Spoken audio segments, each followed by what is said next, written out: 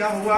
हलचल हुई, पहाड़ फट गए, दरारें पड़ गई, लेकिन फिर भी प्रभु उसको दिखाई नहीं। उसके बाद बहुत बड़ा भारी भूकंप हुआ,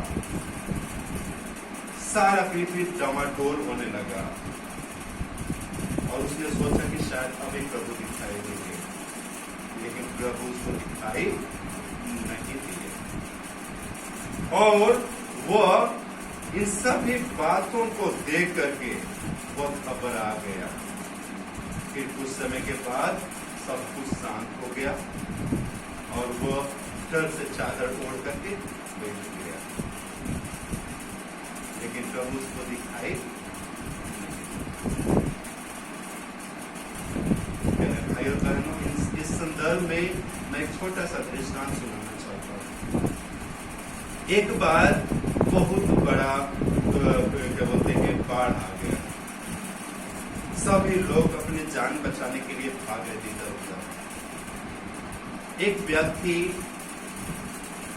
जो है आराम से खड़ा होकर के प्रभु मुझे बचा ले बोल रहा। जब वो घुटने तक पानी था, लोगों ने बोला कि बाढ़ आ गई है, यहाँ से निकल चलो, नहीं तो तुम क्या हो जाओगे, फंस जाओगे बाढ़ में। तो बोलता है कि प्रभु मुझे बचाएगा, मैं यहाँ से जाऊंगा नहीं, प्रभु आएगा बचाने के लिए। जब पानी कमर तक आया, कुछ लोग और बोले कि चलो चलो, हम लोग नाव लेके आए हैं, चलो तुम भी चलो, नहीं तो तुम इसमें डूब जाओगे, देखो अभी पानी बढ़ रहा है धीरे धीरे, यहाँ से निकल चलो। वो व्यक्ति बोलता है नहीं, मुझे प्रभु में विश्वास है, प्रभु मुझे बचाएगा। लोग चले जाते अपने जान बचाने। कुछ समय के बाद से उसका जो है पानी सीने तक आता है। कुछ भी जो है नाव आती है, कुछ लोग आते हैं, बोलते चलो भाई बच निकलो, नहीं तो अभी मर जाओगे, क्योंकि पानी लगातार बढ़ रहा है, अगर आना तो आ जाओ। तो बोलता कि नहीं, प्रभु मुझे बचाएगा। उसके बाद से वो भी चले जाते हैं, पानी जो है उसके सिर तक आने लगता है।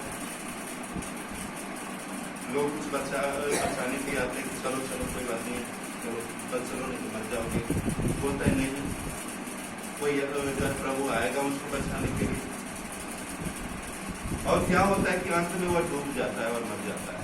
और जब वह स्वर्ग में जाता है, तो जब उसका न्याय होता है, तो प्रभु बोलता है कि प्रभु मैं आपके इतना विश्वास किया, आपकी इतना प्रार्थना किया, लेकिन जब मैं डूब रहा था आपने बचाने क्यों नहीं आया? आपने बचाने क्यों नहीं आया? प्रभु बोलते हैं कि मैं तुम्हें 5-6 बार तुमको बचाने आया दूसरे लोगों के द्वारा, लेकिन तुम क्या किए?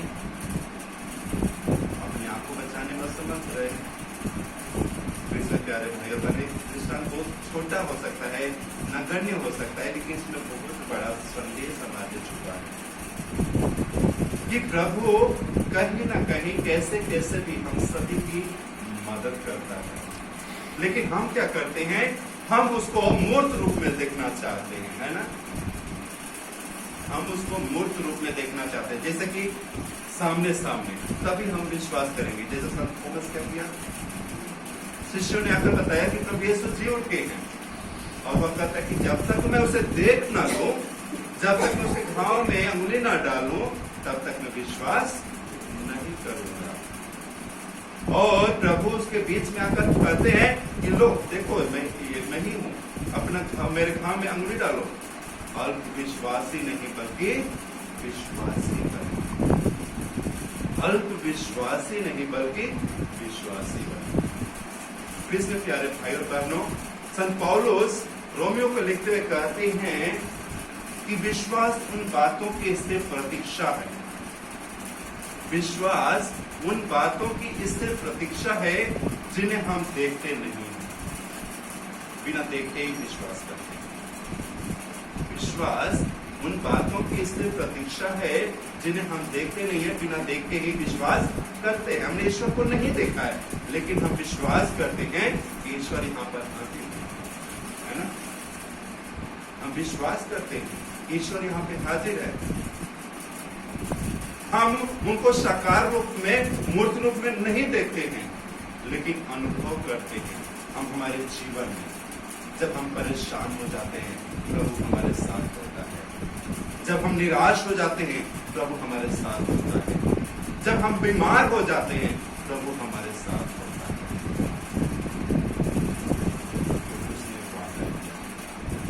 इस संसार के अंत तक मैं सदा तुम्हारे साथ हूं। ये दूसरी बात है कि हम उसमें विश्वास नहीं कर पाते हैं। हम उसको देखना चाहते हैं कि जैसा वो है वैसा हमारे जीवन में आ जाए, लेकिन प्रभु हर समय कहीं न कहीं, किसी न किसी माध्यम से हमारी मदद करता है, हमें यह प्रमाणित करता है कि वह हमारे साथ है। लेकिन हमारा विश्वास कभी कभी इतना कमजोर हो जाता है कि हम भी इसमें विश्वास नहीं कर पाते। किसी ने कहा कि हम क्यों प्रभु के मंदिर जाएं, हम क्यों प्रभु के पास जाएं जब प्रभु हमारी सुनते हैं। हो सकते क्यों हम प्रभु के पास जाएं जब प्रभु हमारी सुनता नहीं। अगर प्रभु आपकी सुनता नहीं तो आप जीवित कैसे रहें। यदि आपको प्रभु सुनता नहीं है तो आप स्वस्थ कैसे। जब प्रभु आपको सुनता नहीं है तो आप चल फिर कैसे रहें। तो प्रभु की आशीष है, प्रभु की दया है, प्रभु की कृपा है। और इसीलिए प्यारे भाइयों बहनों, हमें उसकी जो है उपस्थिति पे संदेह नहीं करना चाहिए। भले ही हम उसको साकार रूप में नहीं देखते हैं, लेकिन वो है। जिस प्रकार से हम हवा को देखते नहीं है, है ना, जिस प्रकार से हम हवा को देखते हैं, नहीं देखते हैं ना, लेकिन हवा है ना। जिस प्रकार से हमें गुलाब देखते हैं, उसका सुगंध नहीं देखते, लेकिन सुगंध है उसमें। इसी प्रकार प्यारे भाई और बहनों, हम प्रभु को साक्षात नहीं देख सकते हैं। अगर हम प्रभु को साक्षात देखना है तो हम उतना पवित्र होना चाहिए, क्योंकि हम इसको भी नकार नहीं सकते हैं, क्योंकि बहुत से संत लोगों ने प्रभु को देखा, प्रभु को स्पर्श किया, अनुभव किया है। लेकिन हमें उनकी तरह योग्य बनना है, हमें उनकी तरह पवित्र बनना है, तभी हम प्रभु यीशु को साक्षात दे सकते हैं। लेकिन हम कभी कभी ये छूट जाते हैं। दूसरी बात छोड़िए, हम रोज मिसा बलिदान में जब प्रभु यीशु का शरीर और लहू ग्रहण करते हैं, हम प्रभु यीशु को ग्रहण करते हैं। फिर हम कैसे प्रभु में संदेह कर सकते हैं कि मैं प्रभु यीशु को देखना नहीं विश्वास, कैसे हो? भाइयों बहनों, आज के दूसरे पाठ में यही बताया गया है कि जहां पर यहूदी लोगों ने, बहुत से लोगों ने प्रभु यीशु में विश्वास किया, बपतिस्मा ग्रहण किया, लेकिन बाद में जो है उनका विश्वास कमजोर हो गया, वे पाप में जीवन जीना शुरू किया। और इसलिए संत पौलुस उनको लिखते हुए कहते हैं कि हमें किस प्रकार से जीवन बिताना है, हमें अंतःकरण को शुद्ध करना है। यदि हमें प्रभु के प्रेम को, प्रभु के शांति को, खुशियों का अनुभव करना है, तो हमें सबसे पहले हमारे अंतःकरण को शुद्ध करना है और पवित्र आत्मा से प्रेरित होकर हमें विश्वास करना है। केवल बपतिस्मा लेना ही काफी नहीं है, केवल प्रभु का नाम सुनना, प्रभु का वचन सुनना ही काफी नहीं है। हमारा पूरा जीवन प्रभु के लिए होना चाहिए। हमें पूर्ण रीति से अपना जीवन प्रभु के लिए समर्पित होना चाहिए। हमारा जो विश्वास है पूर्ण रीति से एक मजबूत होना चाहिए। और इसलिए हम देखते हैं कि प्रभु हमें वचन में कहते हैं, यदि तुम्हारा विश्वास राई के दाने के बराबर है, यदि हमारा विश्वास थोड़ा भी है, लेकिन थोड़ा है लेकिन मजबूत है, तो हम कुछ भी कर सकते हैं। प्रभु के नाम पर हम कुछ भी कर सकते हैं। लेकिन यदि हमारे अंदर विश्वास ही नहीं है और यदि विश्वास है वो खत्म हो गया है, तो हम क्या कर सकते हैं? प्यारे भाइयों बहनों, में विचार करने की जरूरत है।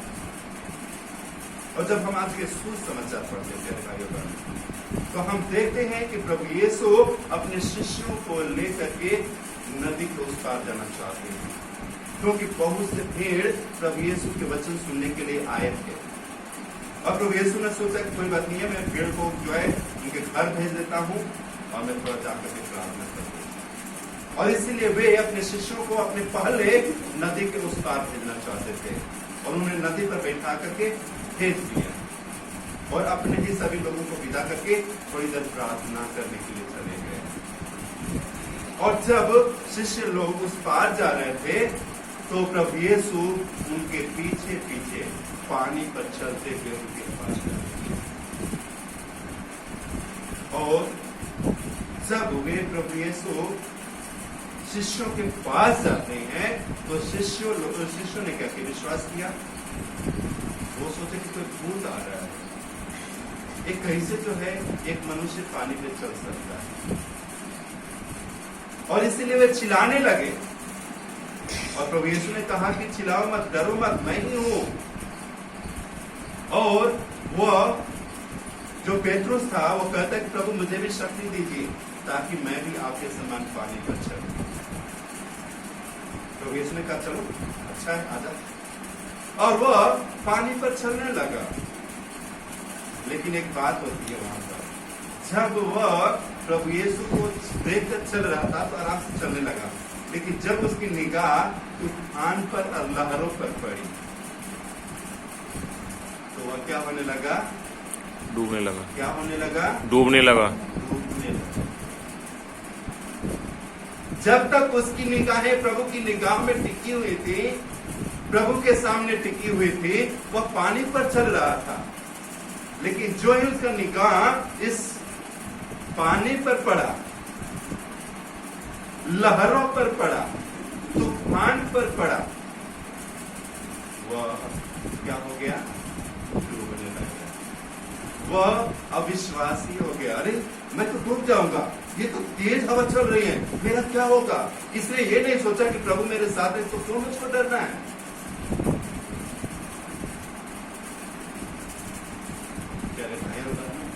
अक्सर हमारे जीवन में जब हमारा जीवन बिल्कुल सही चलता है तो हम प्रभु को याद नहीं करते, है ना?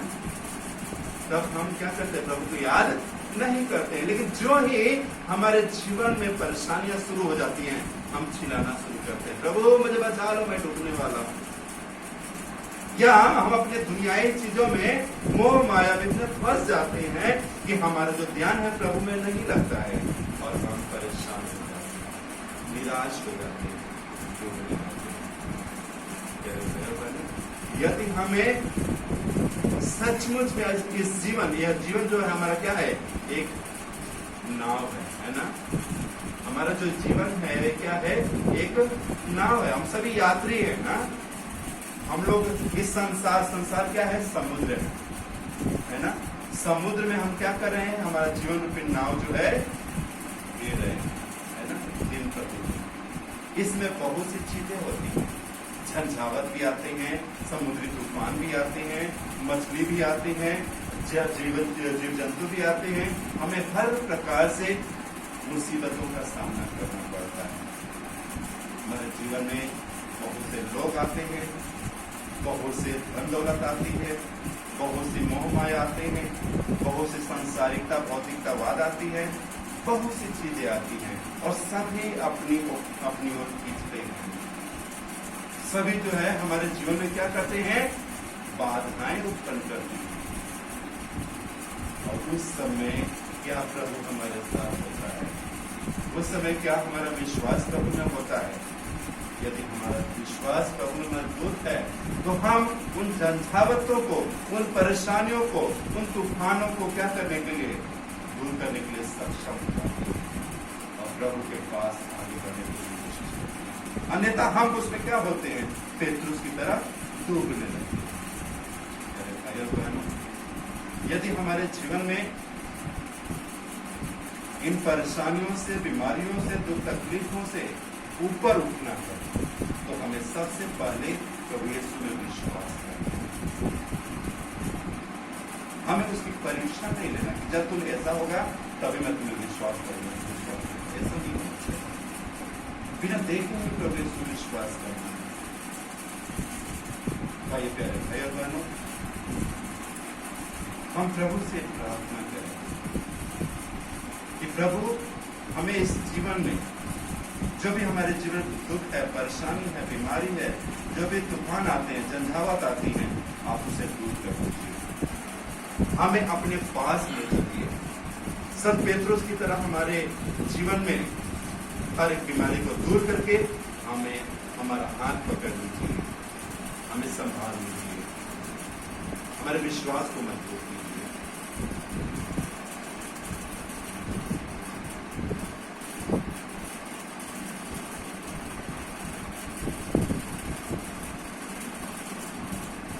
हम मांगते हमारे प्रभु इसके द्वारा। आमीन। आइए हम अपना विश्वास प्रकट करें। हम स्वर्ग और पृथ्वी के सृष्टिकर्ता सर्वशक्तिमान पिता परमेश्वर पर हम विश्वास करते हैं और उसके इकलौते पुत्र हमारे प्रभु यीशु ख्रीस्त में हम विश्वास करते हैं, जो पवित्र आत्मा के द्वारा गर्भ में आए, कुंवारी मरियम से जन्म लिए, उन्होंने पोंतुस पिलातुस के शासन काल में दुख भोगा, वह क्रूस पर चढ़ाए गए, मर गए, दफनाए गए, अधोलोक में उतरे, वह तीसरे दिन मृतकों में से जी उठे, स्वर्ग पर गए, सब शक्तिमान पिता ईश्वर की धानी और विराजमान है, वहां से जीवितों और मृतकों का न्याय करने फिर आएंगे। मैं पवित्र आत्मा और पवित्र कैथोलिक कलीसिया, सहभागिता, पापों की क्षमा, शरीर के पुनरुत्थान और अनंत जीवन पर हम विश्वास करते हैं। आमीन।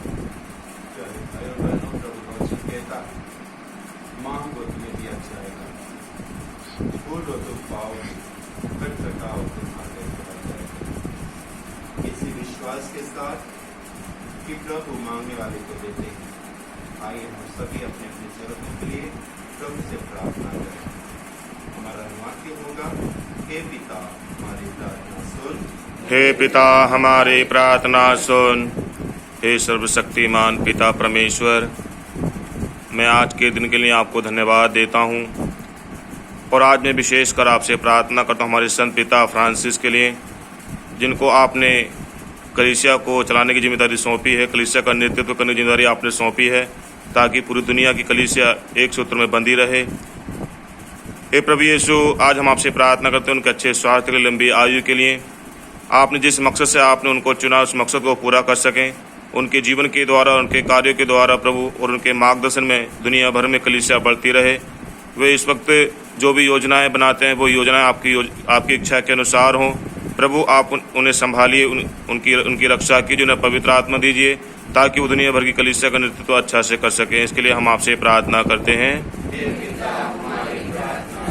हे प्रभु यीशु, आज हम विशेषकर प्रार्थना करते हैं दुनिया भर में फैले हमारे सभी धर्माध्यक्षों के लिए, विशेषकर हमारे बड़े धर्म प्रांत के धर्माध्यक्ष के लिए, सभी पुरोहितों के लिए भी हम प्रार्थना करते हैं, धर्म बहनों के लिए प्रार्थना करते हैं जो बुलाहट का जीवन जीते हैं, त्याग और तपस्या का जीवन जीते हैं। हे प्रभु यीशु, आपने पुरोहितों को, हमारे धर्माध्यक्ष को अलग अलग प्रकार की जिम्मेदारियां सौंपी हैं।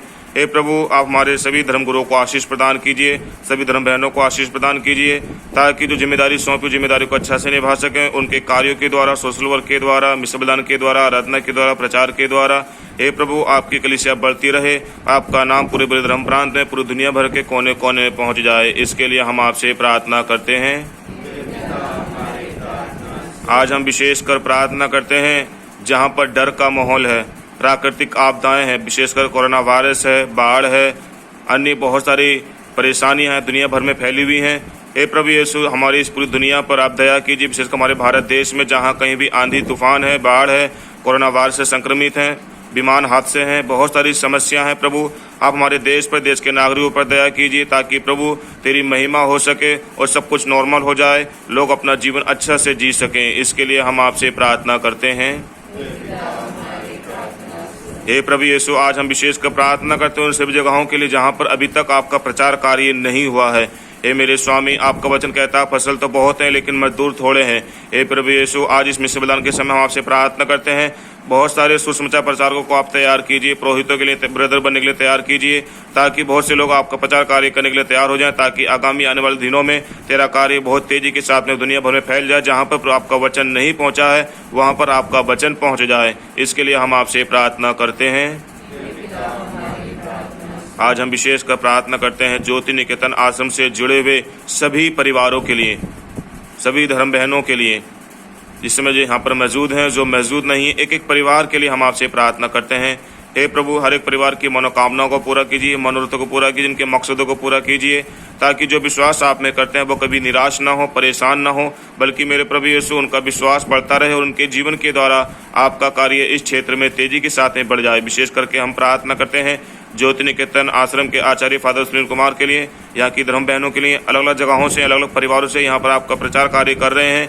हे प्रभु, आप इन्हें संभालिए, ताकि इनके द्वारा, इनके जीवन के द्वारा, इनके कार्यों के द्वारा इस पूरे क्षेत्र में आपका प्रचार कार्य बहुत तेजी के साथ में बढ़ जाए। नए नए लोग आपकी तरफ आए और नए नए लोग आपके दर्शन पाएं। जो बीमार हैं वे सब के सब चंगे हो जाएं। इसके लिए हम आपसे प्रार्थना करते हैं। हे पिता, हमारी प्रार्थना सुन। हे सर्वशक्तिमान ईश्वर, आज हम विशेष से प्रार्थना करते हैं भाई लकी के लिए। हे प्रभु, अपने अच्छा स्वास्थ्य दो, बहुत से परेशानियों से घिरे हैं प्रभु, उनके जीवन में बहुत सी बीमारियां हैं प्रभु। हे प्रभु, उस बेटे पर दया कीजिए, उसके पापों पर क्षमा कीजिए, उसे शक्ति और सामर्थ्य दीजिए प्रभु, ताकि वे अपने जीवन में निराश ना हो। उसकी सभी योजनाओं को पूरा कीजिए प्रभु, ताकि उसका विश्वास अपने भीतर पैदा हो जाए। इसके लिए हम प्रार्थना करते हैं। हे पिता, हमारी प्रार्थना सुन। हे सर्वशक्तिमान ईश्वर, एक बार पुनः जो कोरोना से पीड़ित है, एक एक व्यक्ति के लिए हम आपसे प्रार्थना करते हैं। हे प्रभु, जो भी कोरोना से पीड़ित है प्रभु, उन सभी के ऊपर दया कीजिए, उनको अच्छा स्वास्थ्य लाभ प्रदान कीजिए। हे प्रभु, संसार भर में बहुत से लोग नाना प्रकार की गंभीर बीमारियों से पीड़ित हैं। बहुत से लोग अस्पतालों में हैं, बहुत से लोग बिना पैसे के इलाज नहीं करवा पाते। ये प्रभु, ऐसे सारे लोगों को, 10,000 लोगों को प्रभु, जो नाना प्रकार की गंभीर बीमारियों से पीड़ित होकर ग्रसित है, उन्हें आपके हृदय में चढ़ाते प्रभु। 10,000 लोगों के ऊपर आप दया कीजिए, उन्हें आज ही इसी वक्त चंगाई प्रदान कीजिए, ताकि प्रभु वे बड़ी संख्या में आप में विश्वास कर पाए कि आप ही ईश्वर है, जो उन्हें बचाते हैं, उन्हें जिलाते हैं। इसके लिए हम प्रार्थना करते हैं। हे पिता, हमारी प्रार्थना सुन। हे सर्वशक्तिमान ईश्वर, हम प्रार्थना करते हैं सारे युवक युवतियों के लिए। ये प्रभु, बहुत से युवक युवतियाँ दिशाहीन हो गए, दिशा उनके लिए नहीं मिल पाती, वे गलत रास्ते पर भटक जाते हैं। बहुत से नवयुवक युवतियाँ बेरोजगार हैं। हे प्रभु, ऐसे सारे नवयुवक युवतियों पर जो गलत रास्ते पर हैं, बेरोजगार हैं, परेशान हैं, अपने जीवन से ऊब चुके हैं, हे प्रभु, ऐसे सारे लोगों पर दया कीजिए, उनके जीवन की हर एक परेशानी दूर कीजिए, उन्हें कहीं ना कहीं रोजी रोटी का प्रबंध कीजिए, ताकि प्रभु वे अपने पूर्ण रास्ता रखे। इसके लिए हम प्रार्थना करते हैं। हे पिता, हमारी प्रार्थना सुन। हे सर्वशक्तिमान ईश्वर, हम अपने देश के लिए प्रार्थना करते हैं। हमारे देश में प्रभु जो भी